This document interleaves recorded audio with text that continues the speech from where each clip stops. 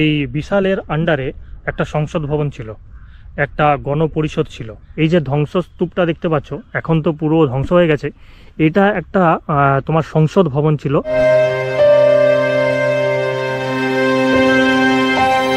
আর এইখানে গৌতম বুদ্ধের আরেক অবস্থা তুমি দেখতে পাবে, এখানে লেখা আছে নির্বাণা। এখানে লেখা আছে দেখো, বুদ্ধা রেলিক স্তূপা, বুদ্ধ অস্থি কলস স্তূপ।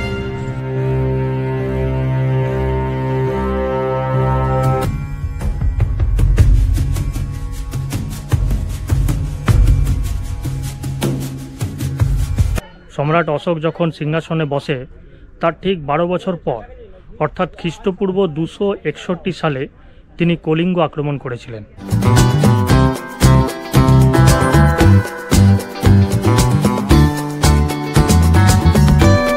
সুপ্রভাত, পাটনা থেকে তোমাদের সবাইকে স্বাগত জানাচ্ছি। আশা করি যে যেখানে আছো ভালো আছো, সুস্থ আছো। আমার আরেকটা ভিডিওতে তোমাদের সবাইকে স্বাগত জানাই। লাস্ট দুটো ভিডিওতে আমি তোমাদেরকে দেখিয়েছিলাম বিহারের বক্সার জেলা, তারপর তোমাদেরকে ঘুরে দেখিয়েছিলাম নালন্দা, আর আজকে আমি চলেছি মহাবীরের জন্মস্থান বৈশালী। আর এখন আমি পাটনাতেই আছি। পাটনার এক্সিবিশন রোডে একটা হোটেলে থাকছি। ঘড়িতে বাজে সকাল 7টা। সকাল সকাল হোটেল থেকে বেরিয়ে পড়লাম, তার কারণ হচ্ছে আজকে আমার গন্তব্য হচ্ছে এই পাটনা থেকে বৈশালী। কিন্তু এই পাটনা থেকে বৈশালী যাব কী করে? পাটনা থেকে বৈশালী যাওয়ার ডাইরেক্ট কিন্তু কমিউনিকেশান নেই, না বাই রোড তুমি যেতে পারবে না ট্রেনে যেতে পারবে। তো এইখান থেকে, এই পাটনা থেকে বৈশালী যেতে গেলে আমাকে যেতে হবে হাজিপুর, আর হাজিপুর থেকে আমাকে যেতে হবে বৈশালী। আর পাটনা থেকে বৈশালী দূরত্ব মোটামুটি ধরে রাখো 50 কিলোমিটার। তো হোটেল থেকে জাস্ট বেরোলাম, আর এখনও জানি না যে কোথা থেকে বাস ধরবো, কীভাবে যাব। আপাতত একজনকে জিজ্ঞেস করলাম, সে বললো রেলওয়ে স্টেশনের ওখানে চলে যাও, ওখান থেকে তুমি অটোও পেতে পারো আর ওখান থেকে বাসও পেতে পারো। এখন জানি না কী পাবো। এখন ওই পাটনা জংশনের পাশে যাই, ওখান থেকে দেখি অটো বাস কী পাই, তারপরে কি করে যাচ্ছি এই পাটনা থেকে বৈশালী, সেই জার্নিটা অবশ্যই তোমাদের সাথে শেয়ার করব। এখন তোমার একদম রেলওয়ে স্টেশনের কাছে চলে আসলাম। সামনে হচ্ছে পাটনা জংশন হনুমান মন্দির, আর এই মোড়টা থেকে তুমি হাজিপুরের বাস পেয়ে যাবে। আর এই দেখতে পাচ্ছ গ্রিন একদম সিএনজি সরকারি বাস, এই সরকারি বাস ধরে আমি চলে যাব হাজিপুর। यहाँ से कितना किलोमीटर हाजीपुर? 30। আর এখান থেকে মোটামুটি 30-32 কিলোমিটার। আর এখান থেকে হাজিপুর চলে যাবো। হাজিপুর থেকে অটো নাহলে বাস পাবো বৈশালী যাওয়ার। তো চলো বাসে চেপে বসি, আর হাজিপুরে গিয়ে তোমাদের সাথে আবার কথা হচ্ছে।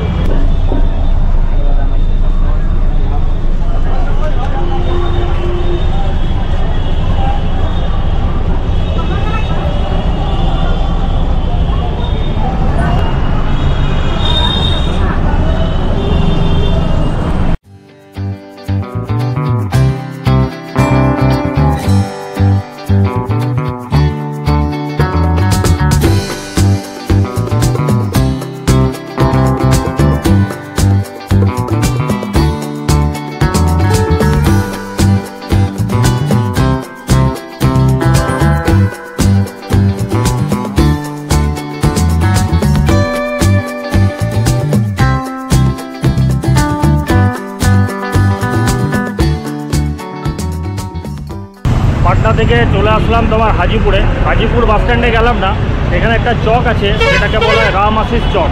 সেই রাম আশিস চকে নেমে পড়লাম। এই চক থেকেই আবার বৈশালী যাওয়ার বাস পাবো। আর সামনে ফ্লাইওভার আছে, ফ্লাইওভারে ওইখানটায় গিয়ে দাঁড়াবো, ওইখান থেকে বাস পাবো বৈশালীর। লিচ্ছবি বংশের রাজা ছিলেন সম্রাট বিশাল, আর সম্রাট বিশালের নাম অনুসারেই বিহারের এই জেলার নাম হয়েছে বৈশালী। 1972 সালে মুজাফফরপুর জেলা থেকে আলাদা হয়ে একটি স্বতন্ত্র জেলা গঠন করা হয় এবং সেই জেলার নামকরণ করা হয় বৈশালী। এই বৈশালী হচ্ছে গৌতম বুদ্ধের কর্মভূমি, আর এই বৈশালী হচ্ছে জৈন ধর্মের 24তম শেষ তীর্থঙ্কর মহাবীরের জন্মভূমি। আর এই বৈশালীতেই জন্ম নিয়েছিলেন রাজনর্তকী অম্রপালি। আজকে আমি চলে এসেছি বিহারের অন্যতম একটা জেলা যার নাম বৈশালী ভ্রমণ করতে। এই ভিডিওর মাধ্যমে বৈশালীতে কি কি দেখার আছে তার সমস্ত কিছু তোমাদের সামনে তুলে ধরব। ঘড়িতে বাজে সকাল 10টা। ওই যে হাজিপুরের রাম আশিস চকে দাঁড়িয়েছিলাম, ওখান থেকে বাস পেয়ে গেছিলাম। বাসে ছিল প্রচণ্ড ভিড়। তো হাজিপুর থেকে বৈশালীর দূরত্ব পড়লো 34 কিলোমিটার, আর বাসটা আমাকে বৈশালীতে নামিয়ে চলে গেল মুজাফফরপুর। আর হাজিপুর থেকে বৈশালী আসতে ভাড়া নিল 100 টাকা। তো বৈশালী চলে তো আসলাম। এই বৈশালী এসে কি কি দেখব কি কি দেখার আছে। ইতিহাস প্রসিদ্ধ স্থান হচ্ছে এই বৈশালী। তো বৈশালীতে আমি মোটামুটি একটা লিস্ট বানিয়ে নিয়ে এসেছি যে এখানে কি কি দেখব। তার মধ্যে 1 নম্বরে আছে ruins of the fort of লিচ্ছবি কিং বিশাল, বিশালের ধ্বংসস্তূপ, অশোক পিলার, আর লর্ড মহাবীরের বার্থ প্লেস দেখব, আর দেখব বুদ্ধা রেলিক স্তূপা, গৌতম বুদ্ধের কলসস্থি স্তূপ, আর বিশ্ব শান্তি স্তূপ। তার সাথে সাথে তোমার জাপানিজ টেম্পল আছে, অভিষেক পুষ্করিণী। তো এইগুলো মোটামুটি একটা লিস্ট বানিয়ে নিয়ে এসেছি।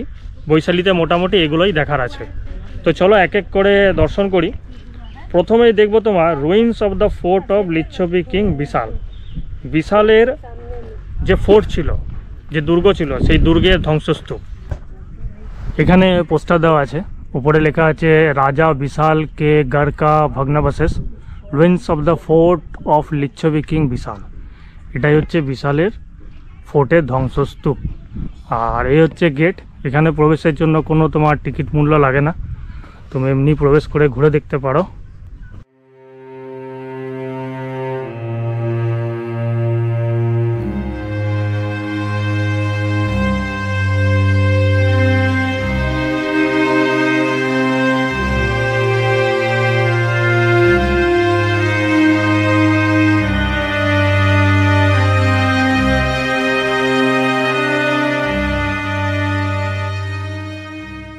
ঐতিহাসিকদের মতে বিশ্বের প্রথম গণতান্ত্রিক প্রজাতন্ত্রগুলির মধ্যে এই বিশালের ফোর্ট ছিল অন্যতম। এখন যেমন আমাদের দেশে পার্লামেন্ট আছে, সংসদ আছে, নির্বাচিত প্রতিনিধিরা সেখানে গিয়ে রিপ্রেজেন্ট করে, সেখানকার লোকাল যে সমস্ত সমস্যাগুলো সেখানে তুলে ধরে সংসদ ভবনে, তখনও কিন্তু এই বিশালের আন্ডারে একটা সংসদ ভবন ছিল, একটা গণপরিষদ ছিল, যেখানে প্রায় 7,000 নির্বাচিত প্রতিনিধিরা, হয়তো তখনকার দিনে মানে ভোট হতো না, কিন্তু অন্যান্যভাবে তারা নির্বাচিত হয়ে আসতেন। প্রায় 7,000 সাংসদ ছিলেন। এই যে ধ্বংসস্তূপটা দেখতে পাচ্ছ, এখন তো পুরো ধ্বংস হয়ে গেছে। এটা একটা তোমার সংসদ ভবন ছিল রাজা বিশালের। এই সংসদ ভবন থেকেই তিনি গোটা লিচ্ছবি সাম্রাজ্যকে পরিচালনা করতেন। এখানে 7,000 সাংসদ একসঙ্গে জড়ো হতেন। তারা তাদের এলাকার বিভিন্ন সমস্যাগুলো তুলে ধরতেন, আর সেই সমস্যাগুলো কিভাবে সমাধান করা যায় তার পথও কিন্তু তারা খুঁজে বের করতেন। তাহলে অ্যাকচুয়ালি বলা যেতে পারে যে ঐতিহাসিকদের মতে এইটা ছিল একটা সংসদ ভবন রাজা বিশালের, যেখান থেকে তিনি গোটা সাম্রাজ্যটাকে পরিচালনা করতেন। আর রাজা বিশালের এই সংসদ ভবনটা এখন পুরো ধ্বংসস্তূপে পরিণত হয়েছে। এখন তো আর কিছুই নেই, কয়েকটা ইটের স্ট্রাকচার দেখতে পাচ্ছি, কিন্তু একসময় এখানেই ছিল বিশালের সংসদ ভবন। বর্তমানে এটা আর্কিওলজিক্যাল সার্ভে অফ ইন্ডিয়া দ্বারা সুরক্ষিত এবং সংরক্ষিত। বিশাল ফোর্টের ধ্বংসস্তূপ দেখে আসার পর একটু হেঁটে চলে আসলাম, এই মোড়টা পেলাম। এই মোড়টার বাঁদিকে তুমি একটা দুয়ার দেখতে পাবে। এই দুয়ার দিয়ে ভেতরে চলে গেলে তুমি সব দর্শনীয় স্থানগুলো দেখতে পাবে। যেমন এখানে পোস্টার দেওয়া আছে বিশ্ব শান্তি স্তূপ, অভিষেক পুষ্করিণী, গৌতম বুদ্ধের স্মৃতিস্তূপ, এছাড়া তোমার আছে ভিয়েতনাম মন্দির। তো এগুলো সব তুমি এই রুট দিয়ে কিন্তু দেখতে পাবে। ওই দুয়ারটা দিয়ে প্রবেশ করে তুমি যখন সামনের দিকে এগিয়ে যাবে না, এই সামনে ছিল দুয়ার, যখন তুমি এই রাস্তা দিয়ে সামনে এগিয়ে যাবে তখন এখানে অনেক বুদ্ধিস্ট টেম্পল তুমি দেখতে পাবে। যেমন এখানে আছে শ্রীলঙ্কা রামায়া বুদ্ধিস্ট টেম্পল। এই যে দেখতে পাচ্ছ একটা ব্ল্যাক বুদ্ধা, গৌতম বুদ্ধের একটা বিশাল স্ট্যাচু। এটা হচ্ছে শ্রীলঙ্কা রামায়া বুদ্ধিস্ট টেম্পল। আর এখানে তুমি দেখতে পাবে বিপাসানা মেডিটেশন সেন্টার। এখানে একটা ভিয়েতনাম টেম্পল আছে, ভিয়েতনাম বুদ্ধিস্ট টেম্পল এখানে তুমি দেখতে পাবে।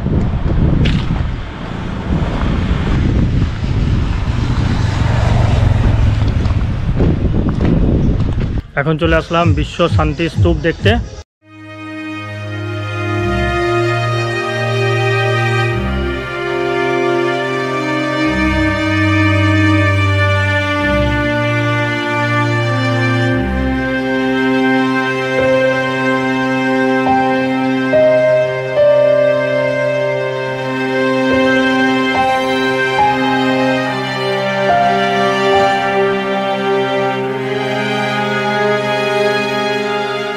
বৌদ্ধবিহার সোসাইটি এবং জাপান সরকারের সহযোগিতায় এই 125 ফুট উচ্চতার বিশ্ব শান্তি স্তূপ বা ওয়ার্ল্ড পিস প্যাগোডা তৈরি করা হয়েছে। আর তুমি যদি রাজগীরে যাও তাহলে তুমি এরকমই বিশ্ব শান্তি স্তূপ রাজগীরেও দেখতে পাবে। এখানে গৌতম বুদ্ধের বিভিন্ন অবস্থা তুমি দেখতে পাবে, যেমন এখানে পদ্মাসনের ওপর তিনি বসে ধ্যান করছেন, ধর্ম প্রচার করছেন বা ধ্যান করছেন। তো এখানে লেখা আছে দেখো, সেরমন ধর্ম প্রচার।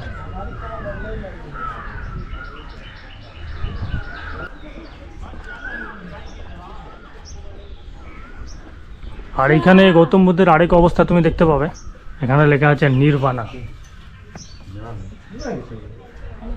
শায়িত অবস্থায় আছেন।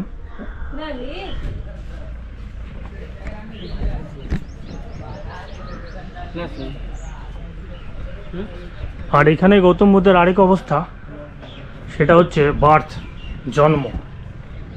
জন্মের অবস্থাকে দেখানো হয়েছে এখানে সুন্দর একটা মূর্তি তৈরি করে। আর এখানে হচ্ছে বাচ্চা গৌতম বুদ্ধ। আর এখানেও গৌতম বুদ্ধ পদ্মাসনের উপর ধ্যানে মগ্ন। তিনি যে জ্ঞান লাভ করেছিলেন, সর্বোচ্চ জ্ঞান, সেটা এখানে মূর্তির মাধ্যমে ফুটিয়ে তোলা হয়েছে, এনলাইটমেন্ট। আর এখানে প্রবেশ করতে কিন্তু কোনো টিকিট লাগে না, পুরোটাই ফ্রি। লিচ্ছবি সাম্রাজ্যের প্রতিনিধিরা যখন পরিষদ ভবনে আসতেন, তখন তাদের শপথ গ্রহণ করবার আগে একটি পুকুরে জল দিয়ে অভিষেক করানো হতো। সেই পুকুরের জল হচ্ছে এইটা, আর এই পুকুরটাকে বলা হয় তাই অভিষেক পুষ্করিণী। এখানে লেখা আছে দেখো, বুদ্ধা রেলিক স্তূপা, বুদ্ধ অস্থি কলস স্তূপ।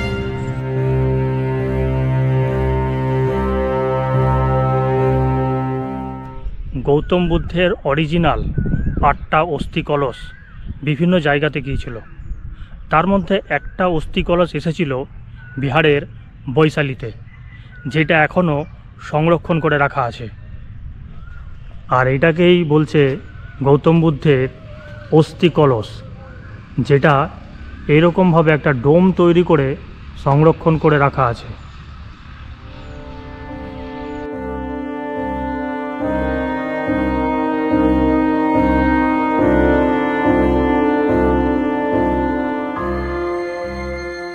বুদ্ধ অস্থি কলস স্তূপ দেখার পরে এখান থেকে যাব অশোক পিলার দেখতে। সম্রাট অশোক একটা পিলার তৈরি করেছিলেন, আর ওখানেই আছে আরেকটা গৌতম বুদ্ধের স্তূপ।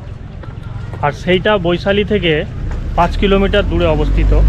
কলুহা বলে একটা গ্রাম আছে, সেই কলুহা গ্রামে আছে সেই অশোক পিলার।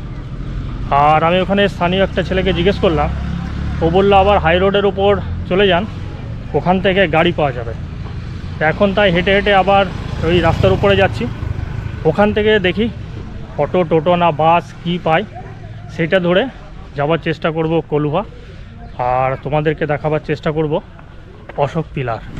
এখানে একটা নতুন জিনিস দেখছি, এখানে লেখা আছে welcome to approach road of Buddha সম্যক দর্শন মিউজিয়াম অ্যান্ড স্মৃতি স্তূপা বৈশালী। এখানে একটা বৌদ্ধ স্তূপ এবং মিউজিয়াম তৈরি হচ্ছে, তৈরি হওয়ার কাজ এখনও চলছে। তো ইন ফিউচারে তোমরা যদি বৈশালী ভ্রমণ করতে আসো তাহলে কিন্তু এইটাও দেখতে পাবে। আর এখান থেকে কোন জায়গাটা কত কিলোমিটার দেখতেই পাচ্ছ, লালগঞ্জ 17 কিলোমিটার, হাজিপুর 37 কিলোমিটার, পাটনা এখান থেকে 54 কিলোমিটার, আর মুজফ্ফরপুর হচ্ছে 37 কিলোমিটার। এইখানে দেখো লেখা আছে অশোকা পিলার কলহুয়া 3 কিলোমিটার, লর্ড মহাবীর বার্থ প্লেস হচ্ছে 3 কিলোমিটার।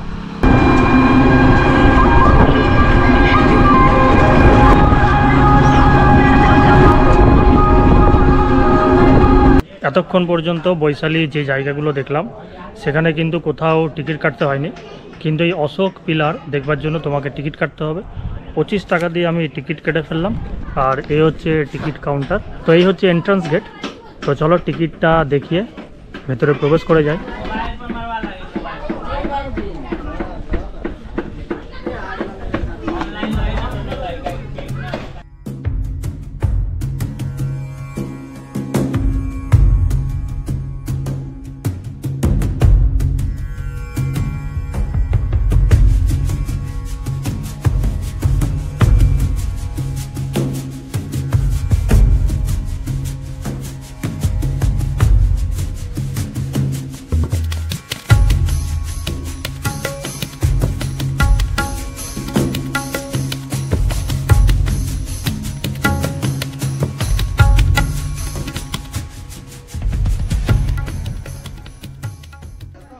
সম্রাট অশোক ছিলেন ভারতীয় উপমহাদেশের তৃতীয় মৌর্য সম্রাট।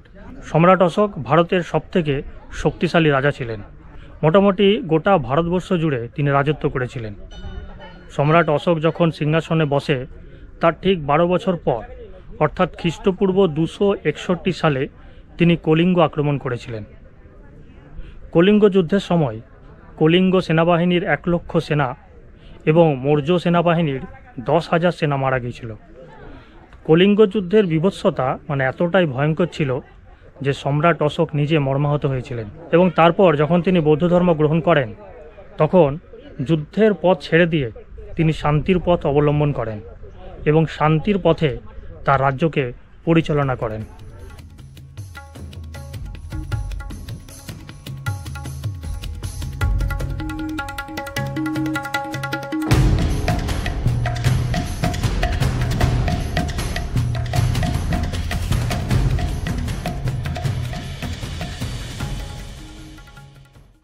আর এটাই হচ্ছে অশোক পিলার বা অশোক স্তম্ভ।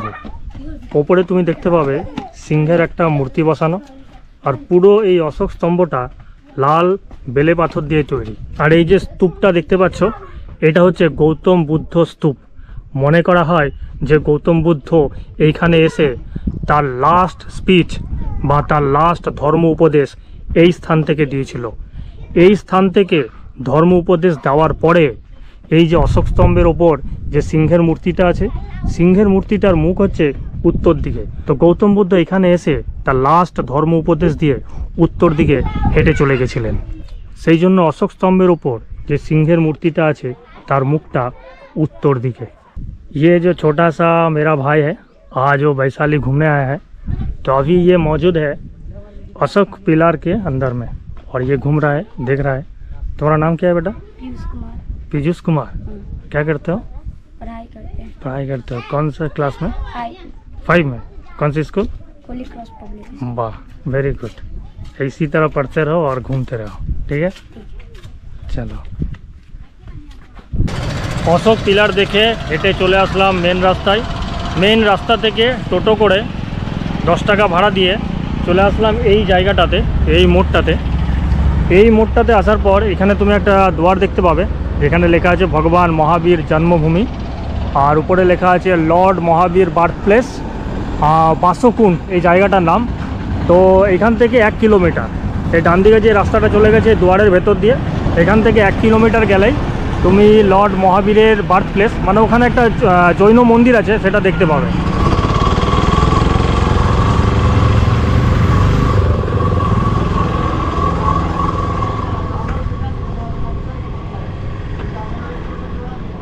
ওই মোড়টা থেকে হেঁটে চলে আসলাম 1 কিলোমিটার ভেতরে। আর ভেতরে আসার পর সামনে আমি দেখতে পাচ্ছি birth place of lord Mahavira Basokund Vaishali. এটা হচ্ছে গেট। গেট দিয়ে ভেতরে প্রবেশ করে যায়, কোনো এন্ট্রি ফি লাগে না, একদমই ফ্রি।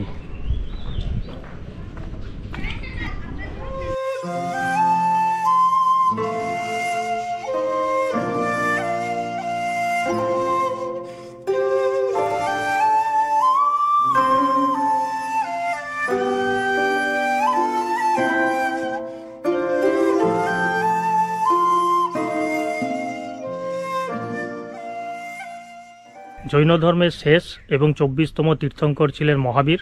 খ্রিস্টপূর্ব 6ষ্ঠ শতাব্দীর প্রথমার্ধে মহাবীর এক ক্ষত্রিয় রাজপরিবারে বিহারের বৈশালীতে জন্মগ্রহণ করেছিলেন।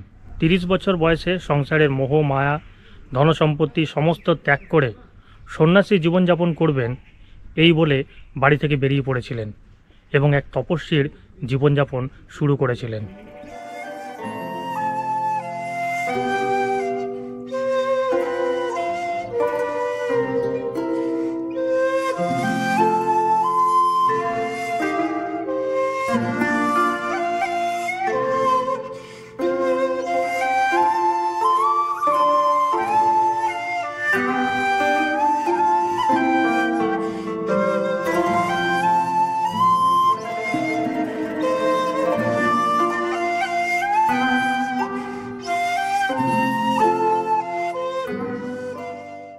আমরা যারা বাঙালিরা বিহার ভ্রমণ করতে আসি তখন আমরা দেখি রাজগীর, বুদ্ধগয়া, নালন্দা এগুলো দেখে আমরা বাড়ি ফিরে চলে যাই। বক্সার, বৈশালী এগুলো কিন্তু আমরা লিস্টে রাখি না। সেই কারণে এই বিহার ভ্রমণের ওই 3টে জায়গা ছাড়াও আমি লিস্টে রেখেছিলাম বক্সার এবং বৈশালী। ইতিহাসকে জানতে গেলে, স্থাপত্য, ভাস্কর্য এগুলো জানতে গেলে অবশ্যই তোমাকে বিহার ভ্রমণ করতে হবে। বিহার ছাড়া ইতিহাস হয় না। সেই জন্য ইতিহাসের খোঁজে আমরা বারবার বিহারে ছুটে আসি। ভবিষ্যতে যদি বিহার ট্যুর প্ল্যান করো তাহলে অবশ্যই বৈশালী, বক্সার এগুলো লিস্টে রাখবে। কেননা বৈশালীতে এত কিছু দেখার আছে যেগুলো আমরা বাঙালিরা মিস করে যাই। সেই কারণে বৈশালী ভ্রমণ করে বৈশালীর এই যে স্থাপত্য, এই যে ইতিহাস, এই যে এত কিছু দেখার আছে তা তোমাদের সামনে এই ভিডিওর মাধ্যমে তুলে ধরলাম। জৈন মন্দির দেখার সাথে সাথে আমার বৈশালীর ট্যুর আজকে এখানেই শেষ হবে। এখান থেকে বাস ধরে আমি চলে যাব পাটনাতে। এই বৈশালী ভ্রমণের ভিডিওটি কেমন লেগেছে কমেন্ট করে অবশ্যই জানাবে। আর যদি ভালো লেগে থাকে তাহলে একটা লাইক অবশ্যই করবে আর চ্যানেলটা আমার সাবস্ক্রাইব করবে। আর খুব শীঘ্রই দেখা হচ্ছে বিহার ভ্রমণের পরের ভিডিওতে। Till then, take care and বাবাই।